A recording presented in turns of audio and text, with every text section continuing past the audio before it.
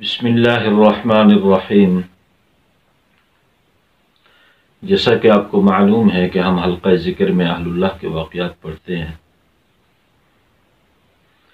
ہمارے سلسلہ عالیہ نقشبندیہ کے ایک بزرگ گزرے ہیں، حضرت بایزید بستامی رحمۃ اللہ علیہ۔ ان کا واقعہ ہے کہ وہ ایک مرتبہ برسات کے موسم میں جمعہ کے دن جمعہ پڑھنے کے لیے مسجد تشریف لے جا رہے تھے، تو ان کا پاؤں پھسلا اور ساتھ ایک مجوسی کی دیوار تھی، تو انہوں نے دیوار کا سہارا لیا۔ تو بعد میں احساس ہوا کہ مجھے یہ تو مجوسی کی دیوار ہے اور میں نے سہارا لیا ہے، اور وہ بھی بغیر اجازت کے سہارا لیا ہے، تو یہ کسی کی چیز کو بغیر اجازت کے استعمال نہیں کرنا چاہیے۔ تو جیسے یہ احساس ہوا تو اس مجوسی کو بلایا اور اس کو کہنے لگے کہ بھائی، میں نے آپ کی دیوار کا بغیر اجازت کے سہارا لیا ہے، تو لہٰذا آپ مجھے معاف کر دیں۔ تو وہ مجوسی جو تھا وہ بڑا حیران ہوا، وہ کہنے لگا کہ کیا آپ کے دین نے آپ کو اتنی زیادہ جو ہے نا وہ سکھائی ہے، احتیاط سکھائی ہے؟ تو حضرت نے فرمایا کہ ہاں، ہمارے دین نے ہمیں بہت زیادہ احتیاط سکھائی ہے کہ بغیر اجازت کسی کی چیز کو استعمال نہیں کرنا۔ تو وہ مجوسی اتنا متاثر ہوا کہ وہ کہنے لگا کہ اچھا مجھے کلمہ پڑھا دیجئے، اور حضرت نے اس کو کلمہ پڑھایا اور وہ کلمہ پڑھ کر مسلمان ہو گیا۔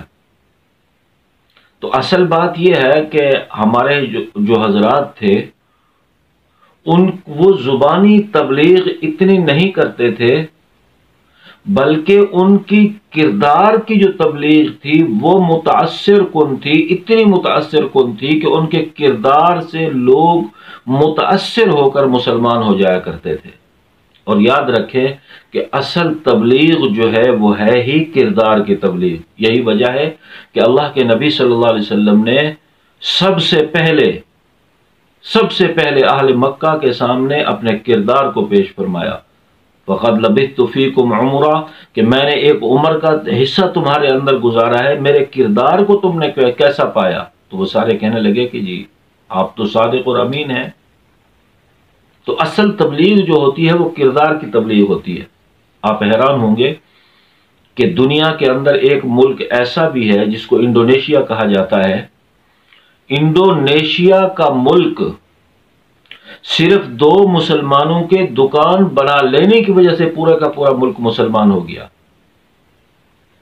کہ 2 مسلمان آئے عرب سے، انہوں نے انڈونیشیا کے ایک جزیرے میں ایک دکان بنائی، اور وہ اپنی دکان کو 5 وقت دن میں بند بھی کرتے تھے نماز کے لیے، جمعہ والے دن چھٹی بھی کرتے تھے، لیکن ان کا کردار اتنا صاف و شفاف تھا اور ان کے معاملات اتنے صاف و شفاف تھے کہ جب وہ جمعہ والے دن چھٹی کرتے تو لوگ جمعہ والے دن کسی اور دکان سے سودا سلف نہیں خریدتے تھے، انتظار کرتے تھے کہ وہ آئیں گے، دکان کھولیں گے ہفتہ والے دن تو ہم ان سے سودے لیں گے۔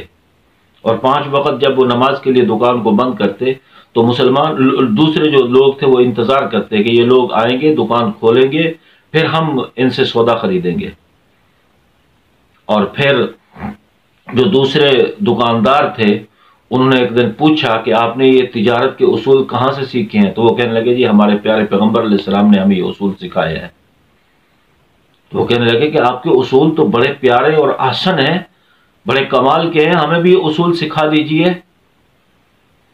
تو ان 2 مسلمانوں نے ان لوگوں کے سامنے اسلام کی دعوت کو رکھا تو ان نے قبول کر لیا۔ وہ بات پھیلی دوسرے جزیرے تک، پھر تیسرے تک، پھر چوتھے تک، اسی طرح پورے کا پورا جو ملک تھا وہ سارے کا سارا مسلمان ہو گیا۔ تو اصل تبلیغ جو ہے وہ کردار کی تبلیغ ہے۔ ہمیں اپنے کردار کو صاف و شفاف رکھنا چاہیے۔ یہ ذکر کی محافل جو ہوتی ہیں یا ذکر کے جو حلقے ہوتے ہیں یہ اسی لیے منعقد کیے جاتے ہیں کہ ہمارا دل صاف و شفاف ہو جائے اور ہمارا کردار جو ہے، ہمارا کردار اجلا ہو جائے، صاف و شفاف ہو جائے، تاکہ لوگ متأثر نیک بننے کی کوشش کریں۔ تو اصل تبلیغ جو ہے وہ کردار کی تبلیغ ہے۔ اللہ تعالیٰ ان باتوں پر عمل کرنے کی توفیق عطا فرمائے۔ وآخر دعوانا الحمد للہ رب العالمین۔ مراقبہ فرما لیں۔